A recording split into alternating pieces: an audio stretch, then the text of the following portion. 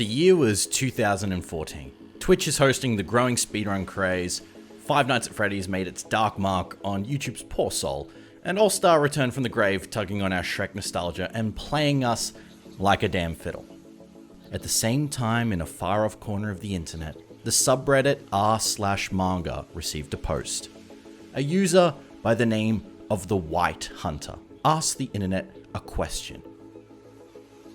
What is the Big Three of Seinen? Now, if you're not versed in what the Big Three is, this can be a very controversial question.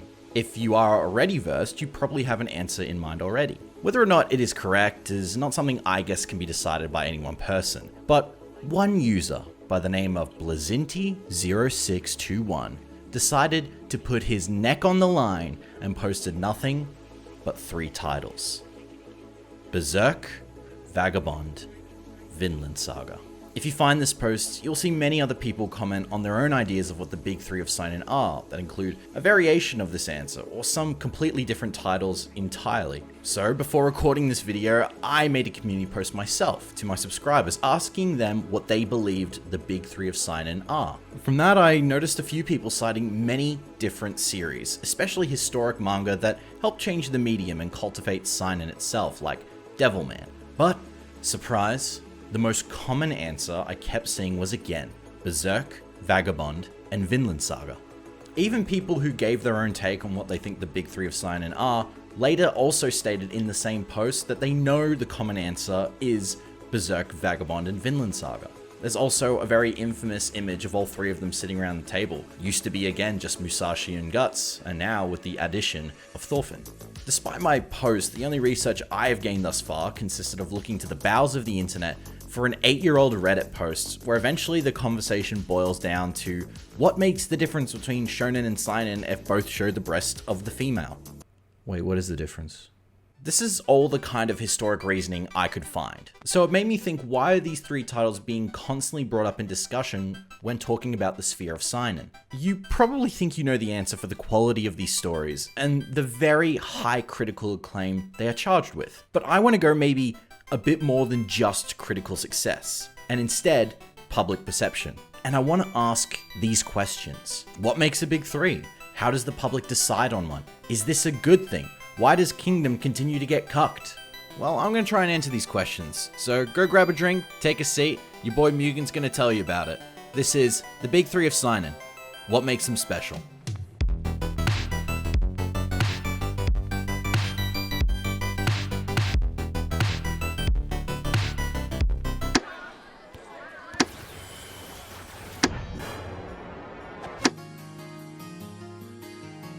To start for the uninitiated, we need to make sure we know what the Big Three are and what that actually means. By definition, the term is reflected as such. It describes the 3 most prominent entities in any given grouping or subject. A bit of a vague definition, but it just gave me more questions. First of all, where did the term come from? It's not a common phrase. In fact, I only really heard about it before getting into manga when hearing about sports stars. Little do I know, it went beyond that to encapsulate the big 3 motor companies, TV networks, colleges, and basketball teams. So when trying to find where the term came from, I found that most sites just say, oh yeah, it's those 3 anime comic books everyone likes. Which isn't really what I'm looking for, but we'll get to them. As far as I can tell, the earliest reference when discussing the term the Big Three came from an event that was the birth of the first zombies mode in Call of Duty World at War, World War II.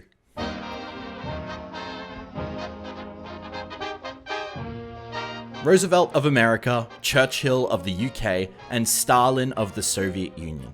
These 3, as history remembers them, were men who used information and meetings with each other to cultivate ways in which to combat the Axis powers and the Nazi regime. If there was a World War II manga published in Weekly Shonen Jump, these boys would be on the front. The more I think about it, they're probably best on being on a seinen cover. They were not really similar in many ways. Stalin was responsible for so many deaths of his own people, and Churchill was a loud aristocrat that was blunt in showing his point, but respected, to a degree, authority. And Roosevelt, well, he was a family man who respected his fellow Americans, but he didn't support anti-lynching and help create the nuke.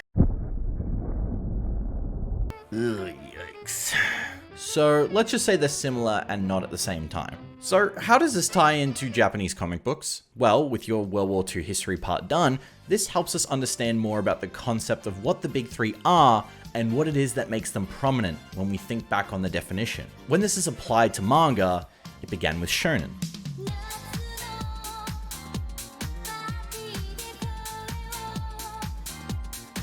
For this video, I had to learn a lot about what made the title attainable. So I watched a lot of YouTube videos, but now that I am versed in the ancient arcane knowledge of manga history, I'm going to share it with you now. And let's see if I can speedrun this, because there's a lot to go through. During the late 80s to early 90s, as anime was becoming more seen and heard in the rest of the world, especially English-speaking countries, the fandoms of those countries had seen the way in which Shonen Jump was producing much of what they loved. So, as people became more interested in anime and manga, the gateway was commonly one of three series: Dragon Ball, Slam Dunk, and Yu Yu Hakusho. These are argued to be the first original big three because of their immense popularity, numbers, and dedicated audiences. But their numbers began to fall as naturally the series were beginning to end. One by one, they disappeared from the front cover, and the big three were no more, until a rubber man came swinging onto the page in 1997. Now, some people argue there was another big three in this era of the late 90s, but I think the ones everyone knew the most throughout the 2000s were, of course, One Piece, Naruto, and Bleach. These three reigned supreme as the series most people found anime and manga throughout the world. If you were growing up in the 2000s and got into shonen anime or manga through an ongoing series, the likelihood it was one of these boys is high. Alright, that was a PB. When researching the big three of shonen, of the many videos I watched, a lot of them kept referring to the things that each of them shared, which made them very similar. Don't worry, I'll get back to the big three of seinen, but now that we have both history degrees, we can at least identify the requirements. I present to you the three guidelines that make the three. The first one is the most obvious. It needs to sell. The manga that appear usually on the front cover of the weekly Shonen Jump is the title seen as the most lucrative and eye-catching to the potential reader. You want them on the front, especially when people are excited about the next chapter. I'm guessing this sells pretty well, huh? Number 2, the series needs length. How much length? It has been discussed many times when a story is producing quite a few chapters, people are often trying to figure out, is this the chapters it needs to tell the story, or is the publisher and the executives telling them to prolong it because it clearly just makes more money? Whatever the reason, if the story needs more time or Maru, the CEO, needs a new car, chapter length is somewhat of a requirement. Number 3 is probably the most important, goes hand in hand with the other two, but most definitely it goes hand in hand with number 1, and that is popularity. Now, I got a little bit teased for having introverted interests in school, and now to learn that the weeb world values popularity almost just as much, this just proves to me the fact that Luffy is someone who does recreational drugs. I'm just saying. But it is the case. You don't become part of the big boys unless you are popular. The reason why does not seem to matter. Writing inconsistencies are a non-issue. If you have plot holes, if your characters aren't that relatable, regardless, if you reach an audience, congrats, you've done it. Going hand in hand with sales, the more you become heard about through word of mouth, the more you sell. Now, that's not to say any of the stories I'm giving as an example did not get there without hard work or a great story and art. The case seems to be that you don't have to be the most critically successful story in the demographic to at least be known. And that was the case with the big three of shonen. They were the longest reigning and complemented each other perfectly with their designs, their similar story arcs, and the small theme that shonen represents were able to connect all three together and be beautifully presented on a platter as the big three of shonen in the mid-2000s. Now, my research seems to have shown to me that these aren't necessarily rules, but more guidelines. You don't have to meet all three, but meeting at least one clearly just has a snowball effect. Now, let's take these guidelines and apply them to the three edgy teenagers in the corner we are here to talk about, and see why not meeting all three makes them a bit different. Berserk, Vagabond, and Vinland Saga, who for short I'm just going to call BVV. Let's start with sales, because straight out of the gate, that's our first outlier. If you look at the list of the best-selling manga of all time, according to Wikipedia, you can see that the last big three of shonen are all in the top 100 million sold category. Now, the case is different for BVV. Berserk and Vagabond remain in the 50 to 99 million copies sold. Keep in mind, that is a lot of fucking copies. But Vinland Saga is nowhere to be found. It's not even in any of the top categories of sales, which to get in, you need to sell at least 20 million copies to be recognized as one of the best selling. Now, this is an arbitrary ruling, and it doesn't really matter, but you'd think a series that is put up there next to the other two would be somewhere in the similar ballpark.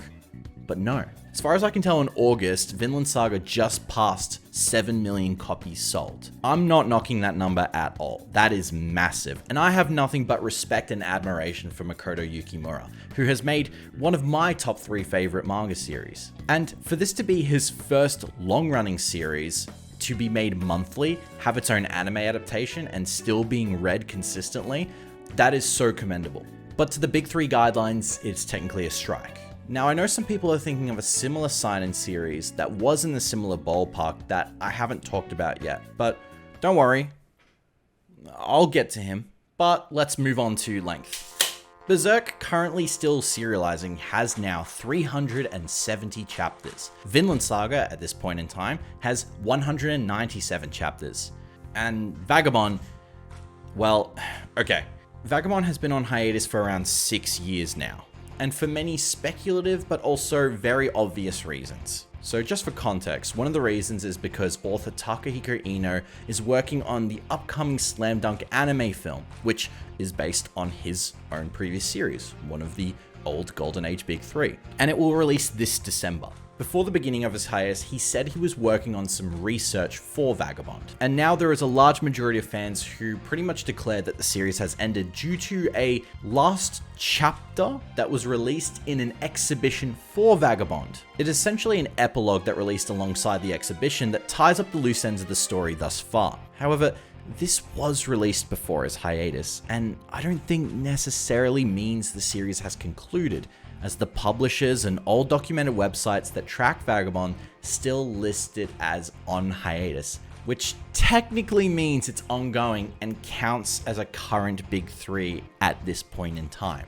Now, I have to bring this up because I don't want to be walking down the street and get jumped by 3 samurai who slice me up because I got one thing wrong about their favorite series, okay? It's also not so clear, and I just have to tell that. Now, with that in mind, Vagabond has 327 chapters. Okay, so despite one of them being really up in the air, they all exceed the 100 chapter mark, which is good. And if you get into the stories, you have a lot to sink your teeth into. But if we compare the chapter length to the Shonen Big 3, we can see a lengthy story is clearly an asset. If you have a story you love, would you want more or less? Clearly, the audiences will always want more. This one guideline, I think, is probably the least important. As you know, many different series published every year all reach at least 100 chapters. But like how you watch an anime as you grow up, so does a series you continue to read as the months and years go by. It stays in your memory. Shonen's Big 3 encapsulated an era of the medium and began serializing around the same time of each other. Berserk started in 1989, Vagabond started in 1998, and Vinland Saga in 2005. This is so many years compared to its counterpart trio. Now, of course, during the time in between releases, there could have been another trio for seinen that people held as a gold standard, Berserk and maybe 2 others. And that may be true, but it does reflect that a seinen series, especially when it has created quite an impact on its audience and has been revered for years, continues to be discussed regardless of delays, hiatus, and very serious issues of work overload. Vinland Saga is not really prone to hiatus yet. Vagabond, as I stated before, is very much the case. And for Berserk, I mean, do I have to explain the 4-year boat arc? Despite sounding like a negative, this unintentionally explains why these series have had a foothold for decades. They've been around before most manga readers today started reading, with the coming of modern anime in the 2000s, and still have made a name for themselves despite existing in a modern era where one would need to adapt or die.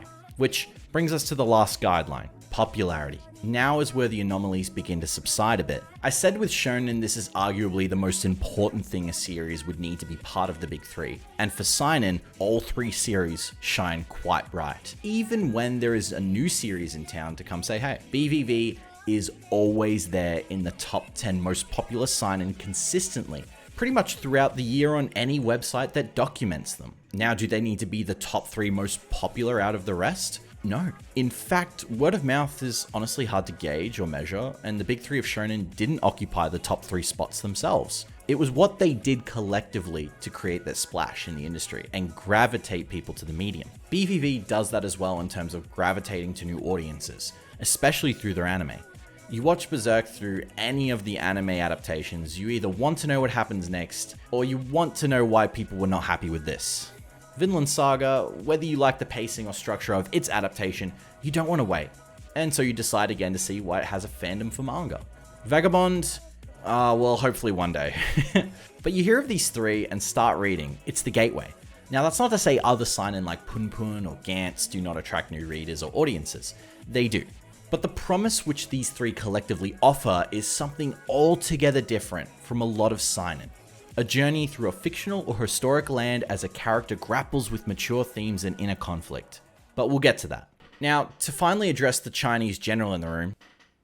Oh, he's gone. Kingdom is put on the same level as BVV because of its quality of story, including the aspect of detailed artwork all 4 of them hold.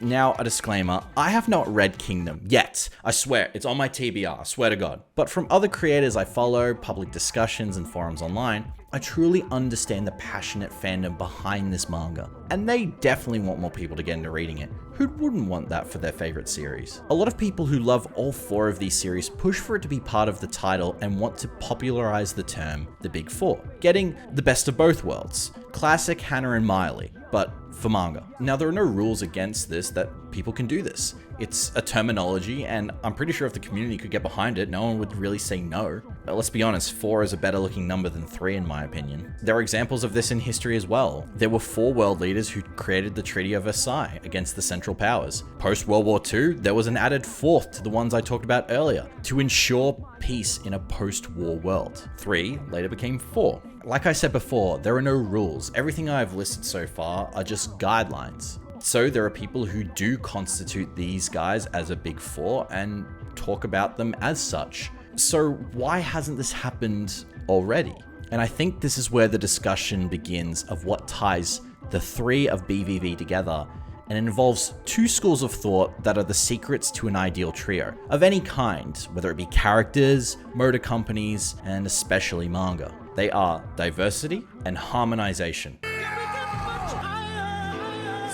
Okay, that's cool, but not that. But trios need these, and BVV has it in spades. Almost a lot more than the Big 3 of shonen. And so the secret sauce that makes BVV its own Big 3 of seinen so special are as follows.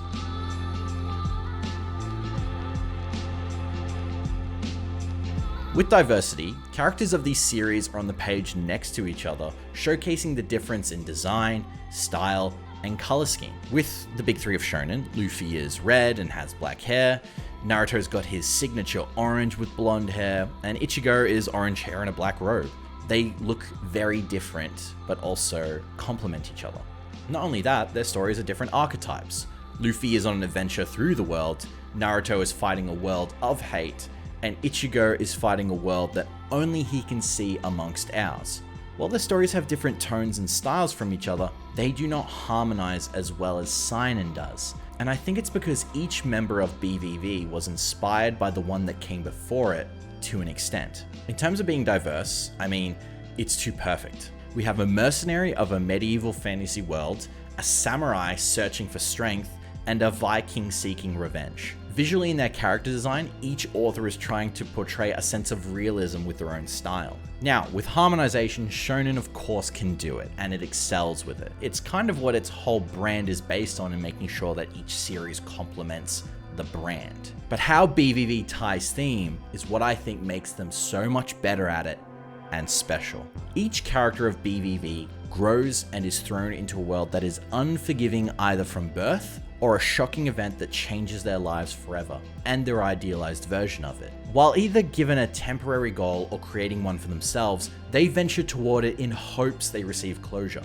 But as seinen was created for an older audience and began introducing the reality of life and how it isn't as simple or goal-oriented as we think it is, especially when you get older and these false truths begin to shatter. Your goals can change 3 times over, just like they do for the characters of BVV, particularly some more than others. The theme of violence is also portrayed in unique ways with each series, but unifies together to say the greatest crescendo: violence is bad.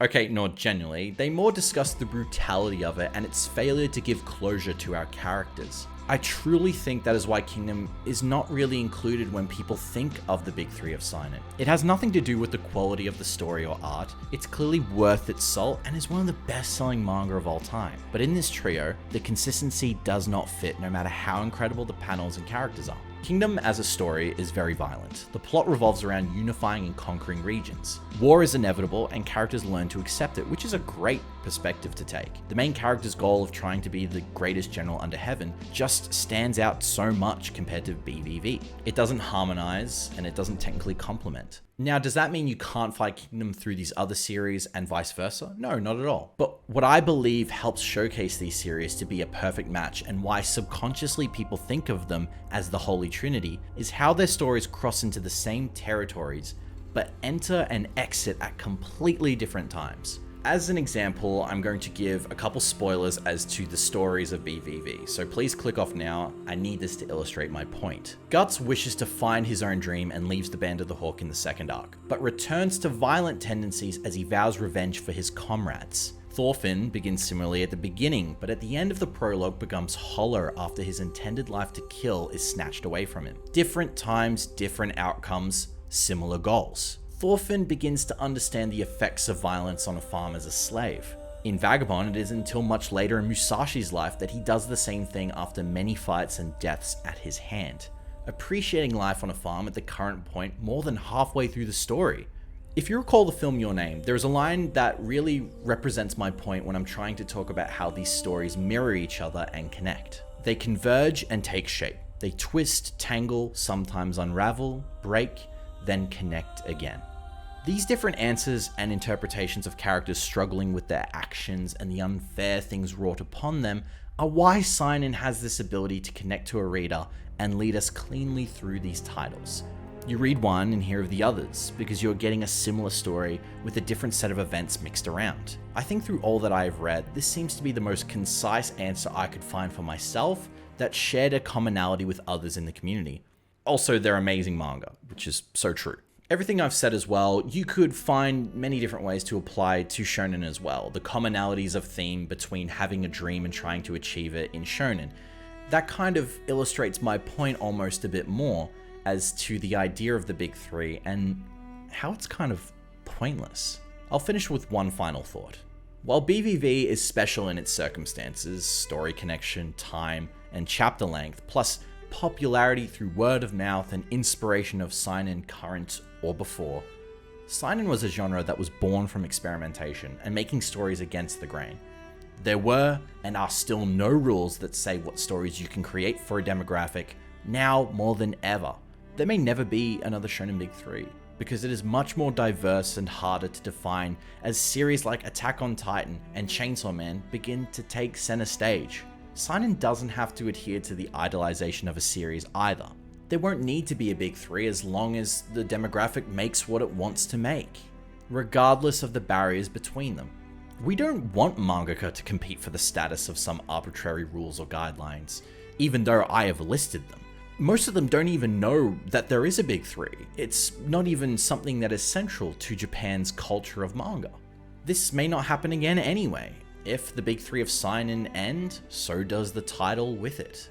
Having stories to point to and say they pave the way for whatever you're looking for is something worth discussing, and I hope this video has maybe put that thought in your head, or at least shown a series you really like in a different light. Understand the historical value of the community so you know where it can go next. Despite all I have rambled and squeaked through this video, whether or not you really agree with me or disagree with me, just know that I'm another guy on the internet who is just really into manga, and not only the stories we are told, but the historical value of how we look at these stories. And if I could leave you with one final thought, I think I would just like to say, Farnese is the best wife of the big three. She's better than Casca. You can't change my mind.